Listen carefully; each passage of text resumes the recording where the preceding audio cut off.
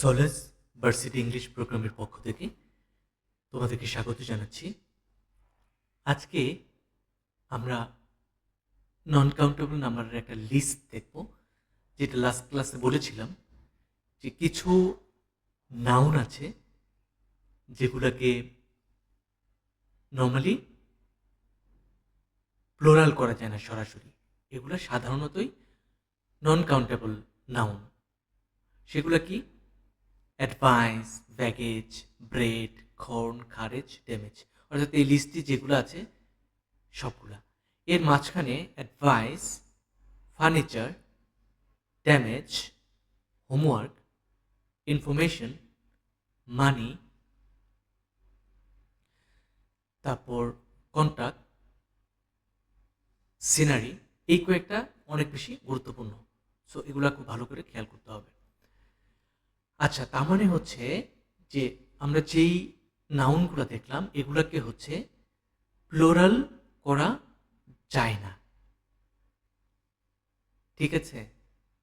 ফলে সাধারণত সরাসরি প্লোরাল করা যায় না। তো ফলে এই ক্ষেত্রে অনেকেই কনফিউশন তৈরি করে। যেমন আমরা এই প্রশ্নটা দেখি, choose the correct sentence.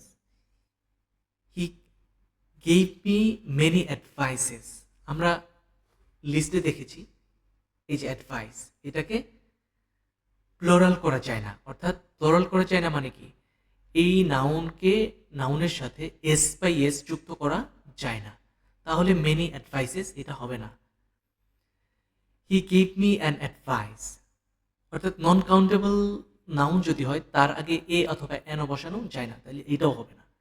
Option ডিতে আছে he gave me several advises. Several সাধারণত বসে প্লোরাল কাউন্টেবল নাউনের আগে, অর্থাৎ বেশ কিছু, কতিপয় বোঝাতে সেভারাল বসে। সো তার অ্যাডভাইসের আগে এটা বসানো যাবে না, তাহলে অ্যান্সার হচ্ছে he gave me useful advises. পরেরটা দেখি, choose the correct sentence. I have 3 baggage. আমরা বলেছি ব্যাগেজ হচ্ছে নন কাউন্টেবল নাউন, এটাকে প্লোরাল করা যায় না, তাহলে 3 ব্যাগেজেস বলা যাবে না, যেহেতু প্লোরাল করা যায় না। অপশন বিটা থাক, সিতে আছে আই হ্যাভ এ ব্যাগেজ। আমরা বলেছি নন কাউন্টেবল নাউনের আগে এ অথবা এন বসানো যাবে না, যেহেতু সেগুলো গণনা করা যায় না। I have many baggage, many তো কাউন্টেবল প্লুরাল নাউনের আগে বসে, সো অপশন ডিও হবে না, অপশন বি হচ্ছে answer. I have much baggage, much হচ্ছে নন কাউন্টেবলের আগে বসে।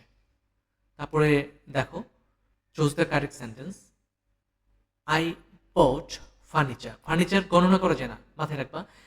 ইংরেজি ইংলিশে ইংরেজি ভাষায় ফার্নিচার শব্দটাকে আনকাউন্টেবল আনকাউন্টেবল হিসেবে দেখানো হয়েছে, নন কাউন্টেবল হিসেবে দেখানো হয়েছে। এখন তুমি বলতে পারো যে আমরা তো ফার্নিচার গণনা করতে পারি না। তুমি অরিজিনাল ইংরেজি কনটেক্সটেই তোমাকে বুঝতে হবে, ইংলিশ ল্যাঙ্গুয়েজে ফার্নিচার শব্দটাকে নন কাউন্টেবল হিসেবে দেখানো হয়েছে, সো এটা non countable. I pot furniture. আচ্ছা, ভুল কেন? পরের অপশনগুলো আগে দেখি। I pot many furniture, I pot many furnitures. Many furnitures তো হয় না, নন কাউন্টেবল হইলে যেটা গণনাই করা যায় না সেটার আগে তো আমরা মেনি বসাতে পারি না। I pot of furniture, furniture যেহেতু গণনা করা যায় না তার আগে এ অথবা এন বসানো যাবে না। আই পট সেভারাল, সেম, সেভারালটাও আমরা বসাতে পারি না, তাহলে রাইট অ্যান্সার হচ্ছে I put the furniture. And last one, একটু confusing, choose the correct sentence. The news, আমরা জানি নিউজ নন কাউন্টেবল, অর্থাৎ গণনা করা যায় না, তাহলে নিউজের পরে আর বসানো যাবে না। ইনফরমেশনস আর, ইনফরমেশনও নন কাউন্টেবল, তারপরে হচ্ছে প্লোরাল করা যাবে না, তার মানে এটা বাতিল। অপশন সি, আমরা ভুলগুলো খুঁজে বের করবো। The news is encouraging, news non countable, is singular, ঠিক আছে, কিন্তু ইনফরমেশনসের পরে আর যোগ করেছে, এটা ভুল, এটা হবে না। দ্য নিউজ আর, এটাতেও ভুল। সো আমার আনসার হচ্ছে the news is encouraging and the information is reliable, দুইটাতেই হচ্ছে সিঙ্গুলার বসেছে, সো এটি আমার হচ্ছে অ্যান্সার। সো আজকের ক্লাস এই পর্যন্তই। নেক্সট ক্লাস পর্যন্ত আশা করছি তোমরা ওয়েট করবে, এবং ক্লাসগুলো হচ্ছে তোমার বন্ধুদের সাথে শেয়ার করে যাও, এবং হচ্ছে ক্লাসগুলো হচ্ছে কয়েকবার করে দেখবে, তাহলে খুব সহজেই তোমার প্র্যাকটিস করার মাঝখান দিয়ে তুমি খুব সহজেই সলভ করতে পারবে। ধন্যবাদ।